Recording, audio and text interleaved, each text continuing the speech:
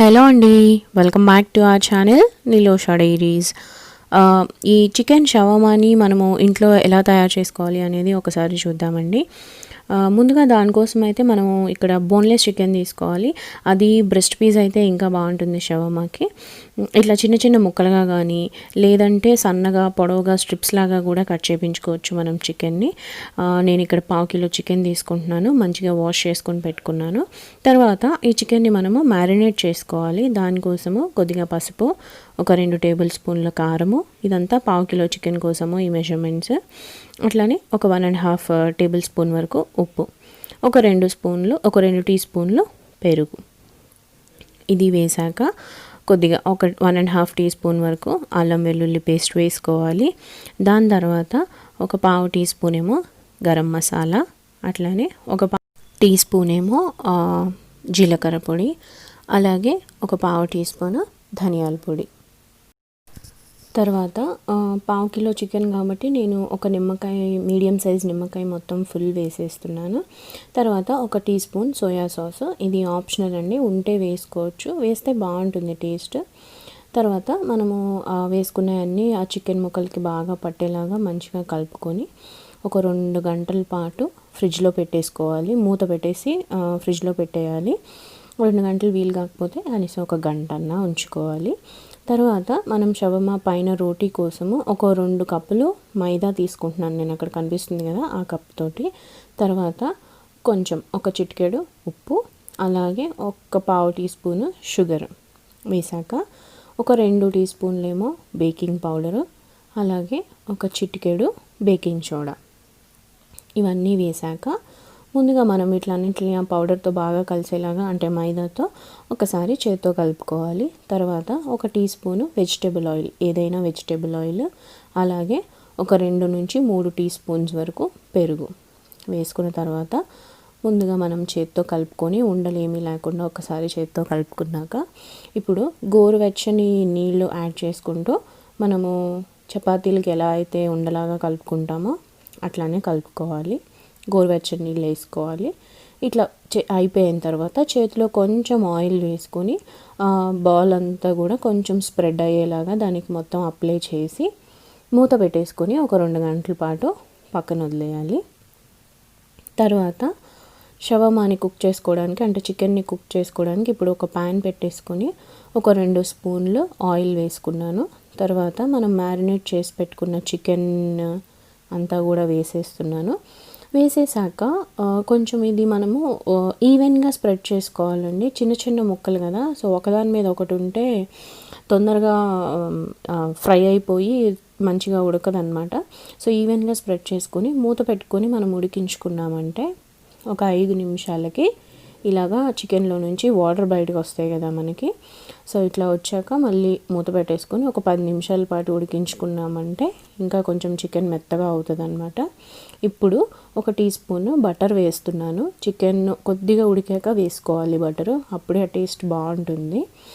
తర్వాత ఇలా మొత్తం అంతా మళ్ళీ సేమ్ మూత పెట్టుకొని ఉడికించుకోవాలి. మధ్యలో ఇలా తిప్పుకుంటూ ఉండాలి. సో ఈ చికెన్ మనకి దగ్గరికి ఉడికే లోపు మనం ఈలోపు వెజ్జీస్ కట్ చేసుకోవచ్చండి. అంటే క్యాప్సికమ్, ఆనియన్, క్యాబేజ్ సన్నగా పొడవుగా ముక్కల్లా కట్ చేసుకున్నాను. ఇవి ఆప్షనల్ అండి. కొంతమంది red bell pepper, yellow bell peppers కూడా వేసుకుంటారు, అలాగే టొమాటో కూడా వేసుకుంటారు. ఇది మనకి ఏం వెజిటేబుల్స్ ఇష్టమైతే వాటితో వేసుకోవచ్చు. ఆనియన్స్, క్యాబేజ్, క్యాప్సికమ్ వేస్తున్నాను నేను. తర్వాత ఇలాగ చికెన్ అంతా ఉడికిందో లేదో ఒకసారి మనం ముక్కని చూసుకొని, అట్లాగే ఉప్పు కారం అంతా సరిపోయిందో లేదో కూడా చూసుకొని స్టవ్ ఆఫ్ చేసేసుకొని పక్కకు తీసేసుకోవాలి.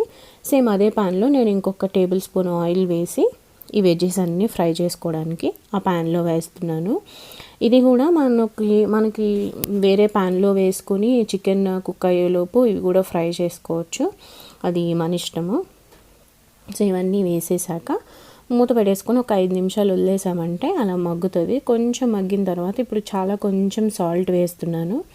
ఎందుకంటే మనము పైన రోటీలోకి వేసాము, అట్లానే చికెన్లో కూడా వేసాము కాబట్టి సాల్ట్ చూసుకొని వేసుకొని అడ్జస్ట్ చేసుకోవాలి.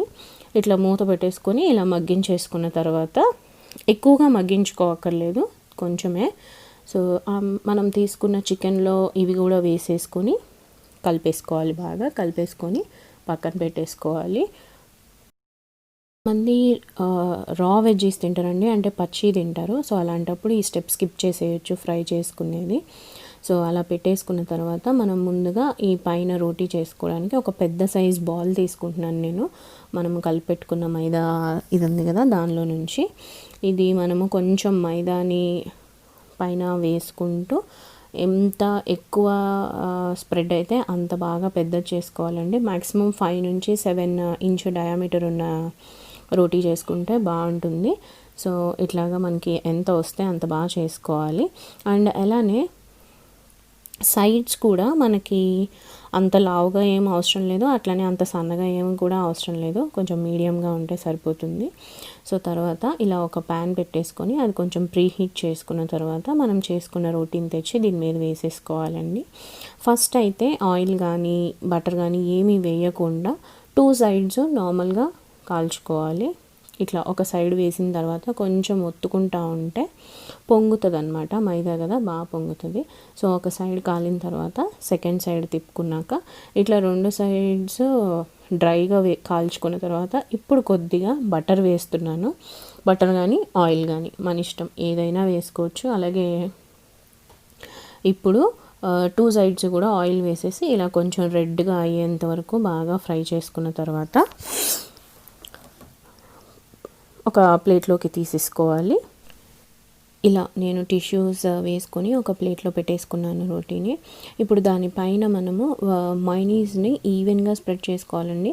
వెజ్ మైనీసే బాగుంటుంది. ఎగ్ మైనీస్ కొంచెం డిఫరెంట్ టేస్ట్ ఉంటుంది. సో వెజ్ మైనీస్ని అలా ఈవెన్గా స్ప్రెడ్ చేసేసుకున్న తర్వాత స్పైసీగా ఇష్టపడితే చిల్లీ సాస్ వేసుకోవచ్చు, లేదు అనుకుంటే ఇలా టొమాటో కెచప్ వేసుకోవాలి. ఈ మైనీస్ అండ్ కెచప్ కూడా 2 హోమ్ మేడ్.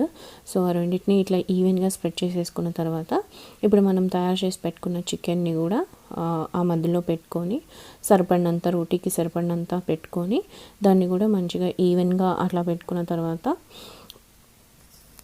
పైన కొంచెము మళ్ళీ రాగా తింటే బాగుంటుంది కదా అని కొంచెం ఆనియన్స్ వేసాను. సో అవి వేసేసుకున్న తర్వాత ఇప్పుడు మనము దాన్ని ఫోల్డ్ చేసుకోవాలి. ఒక సైడ్ ఏమో 2 ఫోల్డ్స్ చేసుకొని సెకండ్ సైడ్ దాని మీదకి తీసుకెళ్ళిపోయి ఒక ఫోల్డ్ చేసి ఒక టూత్ పిక్ పెట్టేసుకుంటే సరిపోతుంది. మనకి స్టఫ్ ఏమీ బయటకు రాకుండా ఉండేలా చూసుకొని చేసుకోవాలి. అట్లా మనకి ఎన్ని కావాలంటే అన్ని చేసుకొని ఒక ప్లేట్లో పెట్టేసుకున్నాను నేను ఇక్కడ 2. దానిలోకి మళ్ళీ కొంచెం సాస్ అలాగే కొంచెం వైట్ సాస్ కూడా వేసుకొని సర్వ్ చేసుకుంటే చాలా బాగుంటుంది. ఒకసారి ట్రై చేసి చూడండి.